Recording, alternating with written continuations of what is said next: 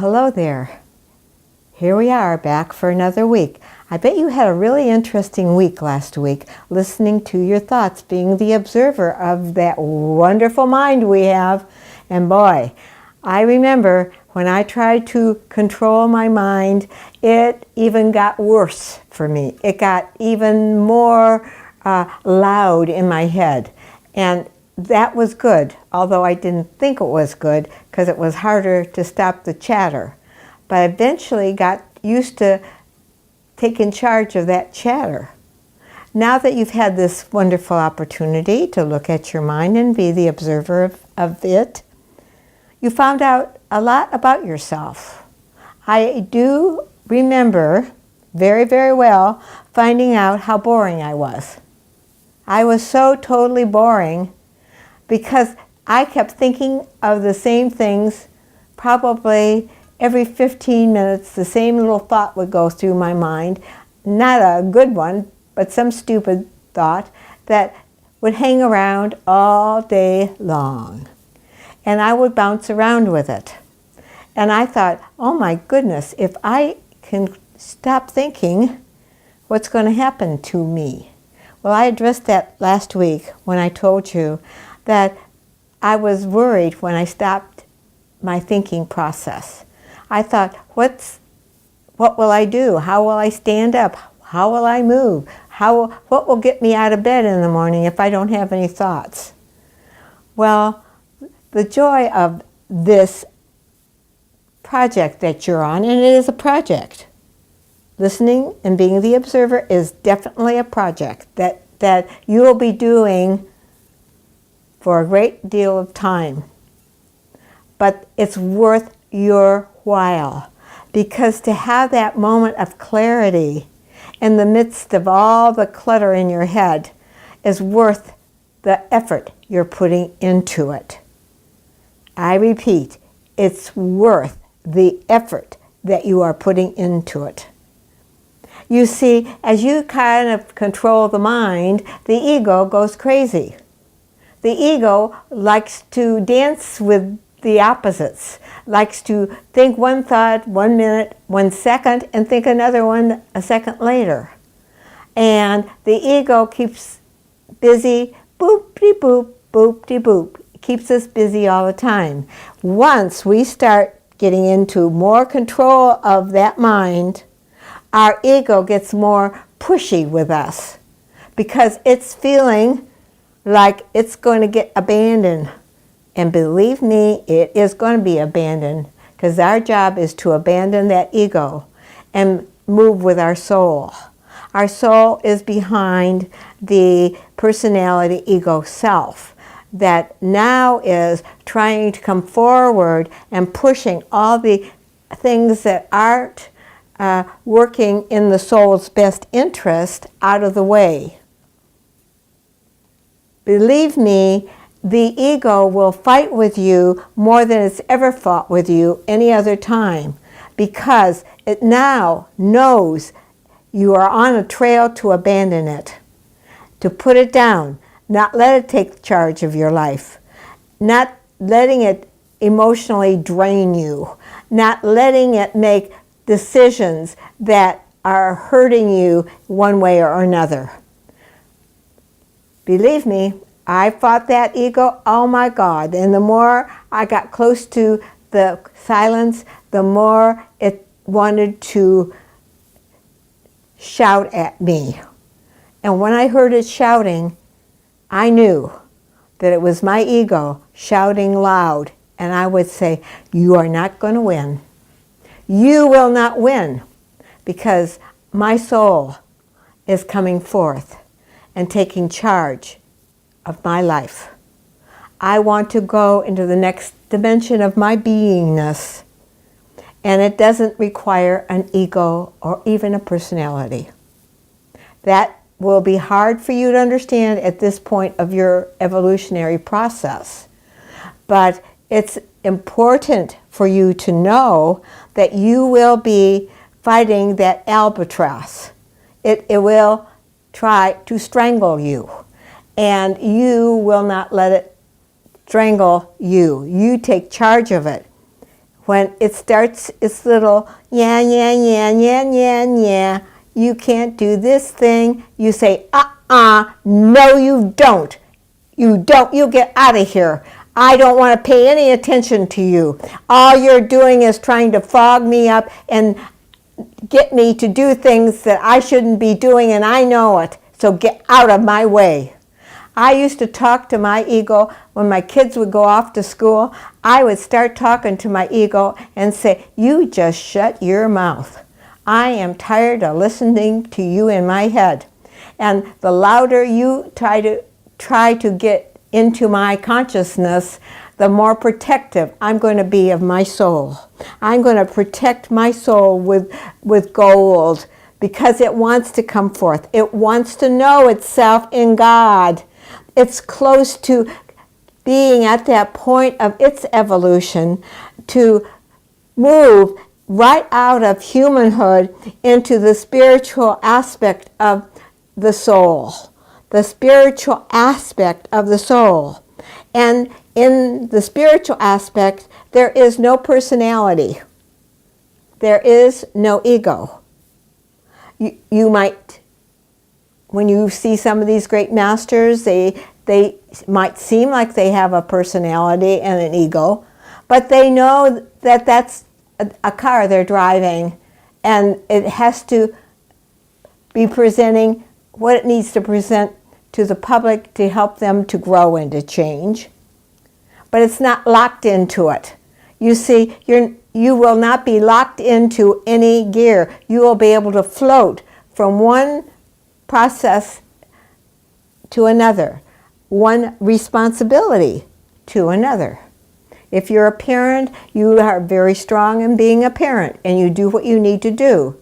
But you don't have to be a critical parent. You can be a supportive parent that corrects and gives guidelines and support. What am I to you?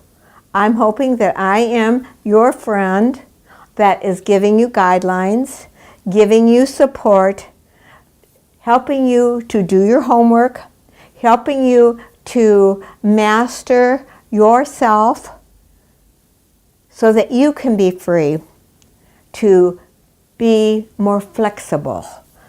By now, by looking at all of the things that were going in your head this last week, you found out that it repeated itself many, many times on the same stupid subject that never got anywhere, but kept you busy, kept you extremely busy. Because boy, we want to be extremely busy so that we can't quiet our minds. Quieting your mind is one of the most essential things. That's why I keep hitting on it. Meditation, quieting the mind, stilling yourself. If you have to turn on some music and just listen to the music playing in the background, that's fine. If you need a candle to look at to help you focus, that's fine. If you need a picture to look at to focus on it, that's fine. But you need to go, maybe you want to go up in the mountains and ski, or go into the water and swim. But forget about yourself and just go there effortlessly and enjoy the moment. And if something comes up into your head, you just move it away. Now, here's the thing. You will say to me, well, how do I get divine ideas if I'm always shutting my head off? How does one of those come in? Well, what it comes in on is a flash. It'll be a flash of understanding, a flash of something you had never thought before. It comes in like a bolt of lightning into this quietness, or it will come in as a bolt of lightning to stop your brain from moving in so many directions at the same time within 1 minute. So all this is so very, very important. And I stress again, be the observer of yourself. Go into that full force for another week. In fact, make that a promise to yourself, that you will do that the rest of your life. You think you can't do it? You'll be surprised. You know, the great masters say we can meditate in silence all day long and be there in that present moment. And then if something comes, we do it. Because we aren't trying to figure things out, we're allowing it to come into our consciousness. That's a divine idea that has some power, and that will produce itself on this third dimensional level, because we live here.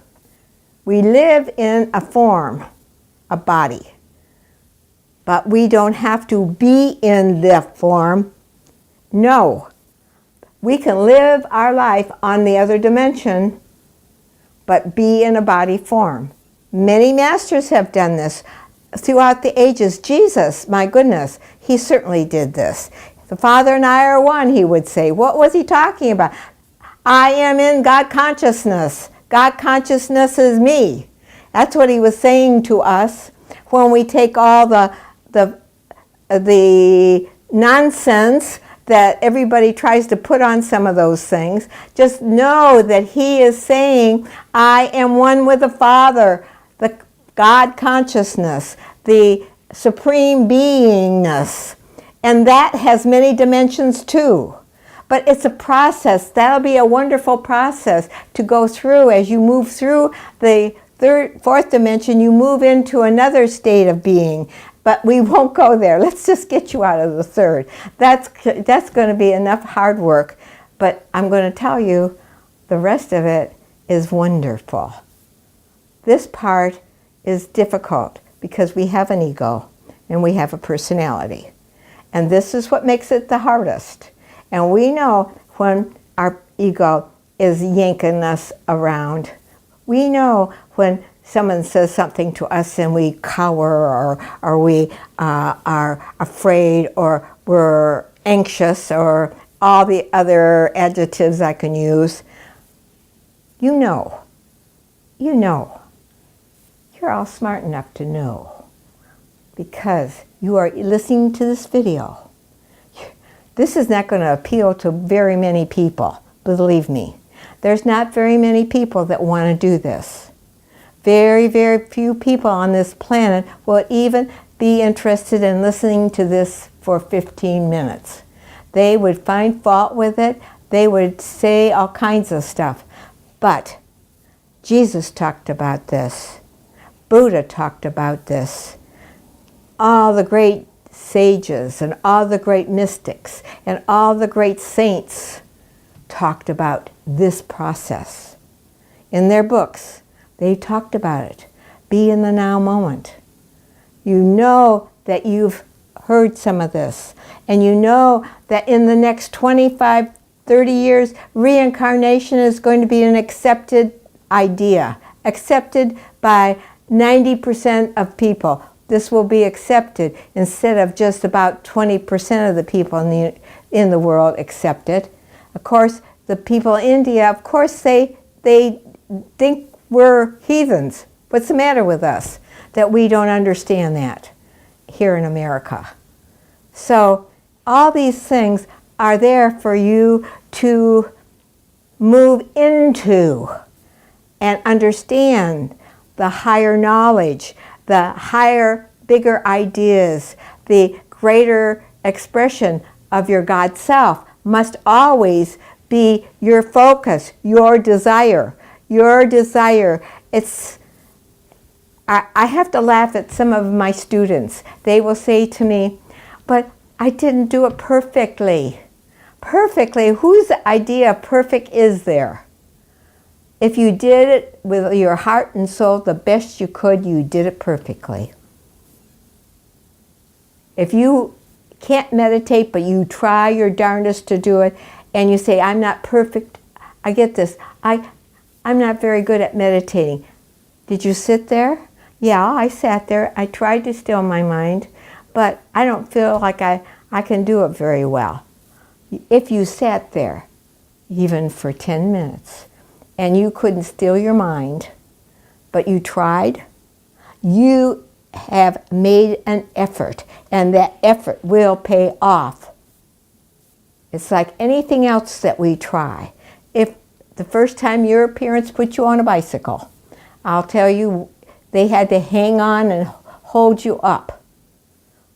And you took some little tiny steps. And then pretty soon you were able to run the bicycle, steer it, and then pedal. And then pretty soon you got a little bit stronger. It didn't happen overnight.